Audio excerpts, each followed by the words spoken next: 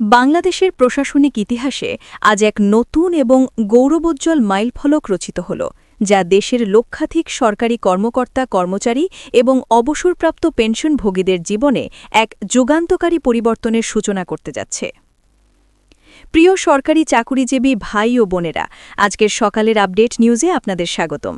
যারা আমাদের চ্যানেলে নতুন তারা এখনই চ্যানেলটি সাবস্ক্রাইব করুন, আর হ্যাঁ, অবশ্যই কমেন্ট করে জানাবেন আপনারা কে কোন জেলা থেকে আমাদের ভিডিওটি দেখছেন। তবে চলুন কথা না বাড়িয়ে আজকের সর্বশেষ সংবাদটি জেনে নিন।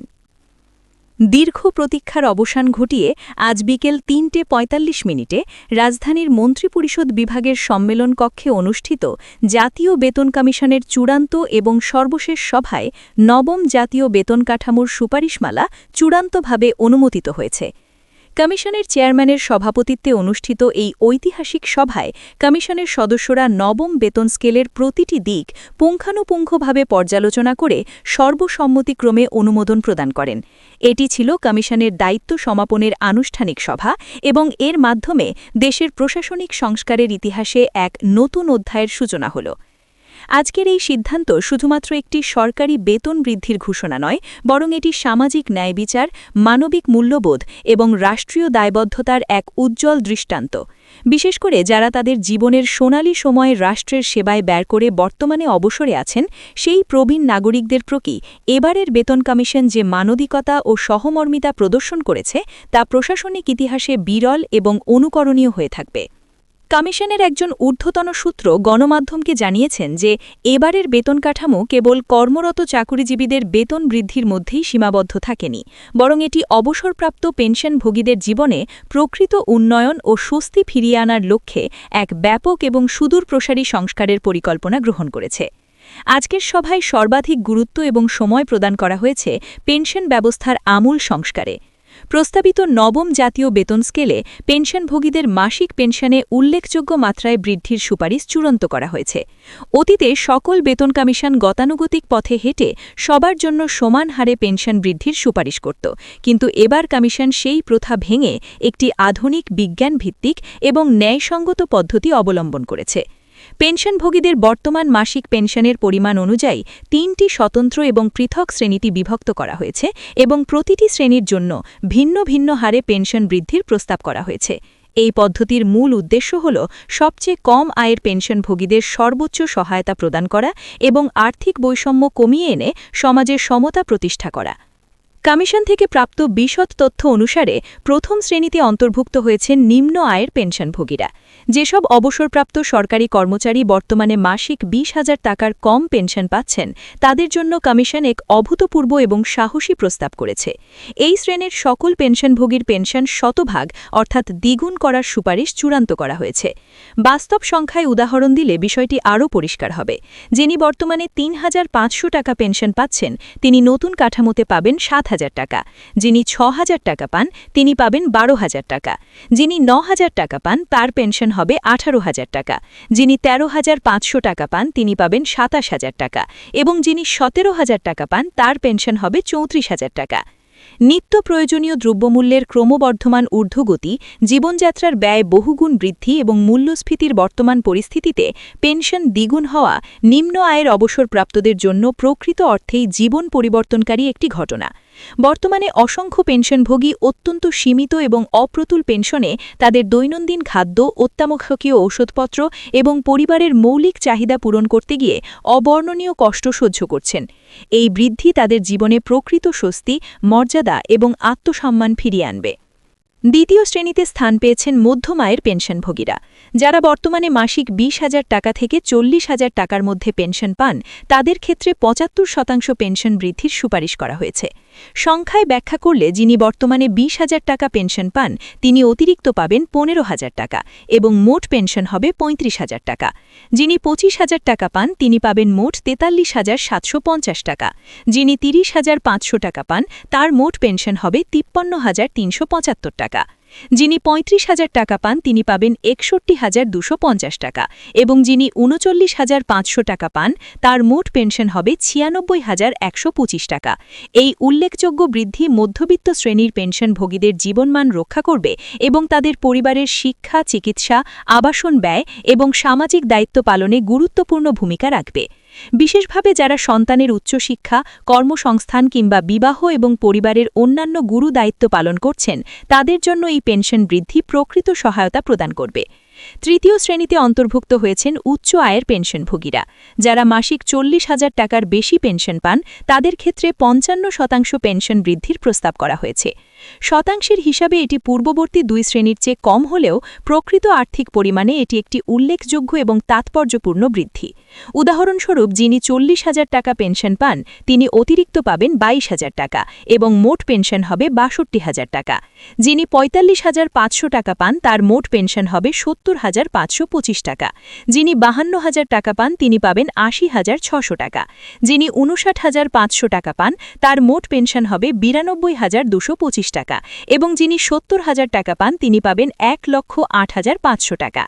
এই ধাপভিত্তিক বৃদ্ধির কৌশল অবলম্বন করে কমিশন বিভিন্ন আয়স্তরের পেনশনভোগীদের মধ্যে ভারসাম্য রক্ষা করেছে এবং আর্থিক বৈষম্য কমানোর একটি কার্যকর পদক্ষেপ নিয়েছে। যাদের আয় বেশি তাদের তুলনামূলক কম হারে এবং যাদের আয় কম তাদের বেশি হারে সুবিধা প্রদানের এই নীতি সামাজিক ন্যায়বিচার এবং অর্থনৈতিক সমতার একটি আধুনিক এবং বিজ্ঞানভিত্তিক প্রকাশ। পেনশন বৃদ্ধির পাশাপাশি কমিশন চিকিৎসা ভাতা বৃদ্ধির ক্ষেত্রে একটি অত্যন্ত মানবিক, বাস্তবমত এবং যুগান্তকারী সুপারিশের প্রস্তাব করেছে। বয়স বৃদ্ধির সাথে সাথে মানুষের শারীরিক সক্ষমতা হ্রাস পায় এবং নানাবিধ রোগব্যাধির সম্মুখীন হতে হয়। চিকিৎসা সেবা গ্রহণ এবং নিয়মিত ঔষধপত্র সেবনের প্রয়োজনীয়তা উল্লেখযোগ্য মাত্রায় বৃদ্ধি পায়। বিশেষ করে বার্ধক্যে উচ্চ রক্তচাপ, ডায়াবেটিস, হৃদরোগ, কিডনি সমস্যা, বাত ব্যথা, স্ট্রোক, শ্বাসকষ্ট সহ বহুবিধ দীর্ঘমেয়াদী এবং জটিল রোগের জন্য নিয়মিত এবং ব্যয়বহুল চিকিৎসা অপরিহার্য হয়ে ওঠে। এই কঠোর এবং বেদনাদায়ক বাস্তবতা গভীরভাবে উপলব্ধি করে এবং প্রবীণ পেনশনভোগীদের কষ্ট লাঘবের জন্য পে কমিশন চিকিৎসা ভাতা উল্লেখযোগ্য মাত্রায় বৃদ্ধির প্রস্তাব করেছে। সুপারিশ অনুযায়ী যেসব পেনশনভোগীর বয়স 75 বছর বা তার বেশি, অর্থাৎ যারা অতি প্রবীণ শ্রেণীভুক্ত, তাদের জন্য মাসিক চিকিৎসা ভাতা 10,000 টাকা নির্ধারণ করার সুপারিশ করা হয়েছে। বর্তমানে এই বয়সী পেনশনভোগীরা যে পরিমাণ চিকিৎসা ভাতা পান তা তাদের মাসিক ঔষধপত্র এবং চিকিৎসা ব্যয়ের তুলনায় অত্যন্ত অপ্রতুল এবং অপর্যাপ্ত। 10,000 টাকা মাসিক চিকিৎসা ভাতা একজন অতি প্রবীণ পেনশনভোগীর নিয়মিত ঔষধপত্র ক্রয়, চিকিৎসকের পরামর্শ গ্রহণ, প্রয়োজনীয় রক্ত পরীক্ষা, এক্স-রে, ইসিজি, আল্ট্রাসনোগ্রাম এবং অন্যান্য ডায়াগনস্টিক পরীক্ষার খরচ মেটাতে উল্লেখযোগ্য সহায়তা প্রদান করবে। অপরদিকে যেসব পেনশনভোগীর বয়স 55 বছরের কম অথবা যারা পারিবারিক পেনশনের আওতাভুক্ত কিংবা সম্প্রতি অবসর গেছেন তাদের জন্য চিকিৎসা ভাতা 5,000 টাকা নির্ধারণের সুপারিশ করা হয়েছে। এভাবে চিকিৎসা ভাতা নির্ধারণের ক্ষেত্রে বয়স এবং স্বাস্থ্যসেবা প্রয়োজনীয়তার তীব্রতার ভিত্তিতে একটি যৌক্তিক এবং বিজ্ঞানসম্মত পার্থক্য বজায় রাখা হয়েছে।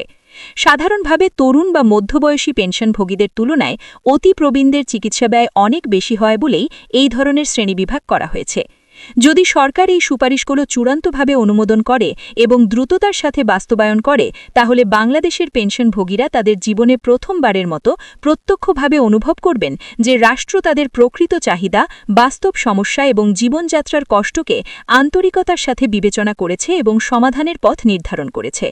প্রশাসনিক বিশেষজ্ঞ, অর্থনীতিবিদ, সমাজবিজ্ঞানী এবং নীতি বিশ্লেষকদের সর্বসম্মত অভিমত অনুযায়ী অবসরপ্রাপ্ত সরকারি কর্মচারীদের কল্যাণে এত ব্যাপক পরিসরের সংস্কার এবং এত উদার ও মানবিক সুবিধা প্রদানের প্রস্তাব এর পূর্বে কোনো জাতীয় বেতন কমিশন করতে পারেনি। স্বাধীনতা পরবর্তী বাংলাদেশে এ পর্যন্ত 8টি জাতীয় বেতন স্কেল প্রণয়ন এবং বাস্তবায়ন করা হয়েছে, কিন্তু নবম বেতন স্কেল অবসরপ্রাপ্তদের প্রতি সবচেয়ে বেশি সংবেদনশীল, সহানুভূতিশীল, দায়িত্বশীল এবং কল্যাণমুখী বলে ব্যাপকভাবে স্বীকৃত এবং প্রশংসিত হচ্ছে।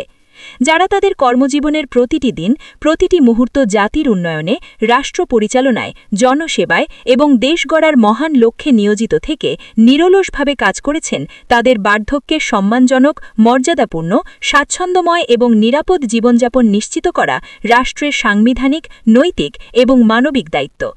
জাতীয় বেতন কমিশনের এই সুপারিশমালা সেই দায়িত্ব পালনের এক সুস্পষ্ট, প্রশংসনীয় এবং অনুসরণীয় উদাহরণ স্থাপন করেছে। তবে শুধুমাত্র পেনশনভোগীরাই নন, বর্তমানে চাকুরিজীবী সরকারি কর্মকর্তা কর্মচারীদের জন্য আজকের সভায় গুরুত্বপূর্ণ এবং ইতিবাচক সিদ্ধান্ত গৃহীত হয়েছে। পে কমিশনের সুপারিশ অনুসারে চতুর্থ শ্রেণীর একজন কর্মচারী অথবা 20তম গ্রেডের একজন কর্মচারীর সর্বনিম্ন মূল বেতন নির্ধারিত হবে 20,250 টাকা। অর্থাৎ একজন নতুন চাকুরিজীবী যখন সরকারি চাকরিতে যোগদান করবেন, প্রথম দিন থেকেই তিনি এই পরিমাণ মূল বেতন পাবেন।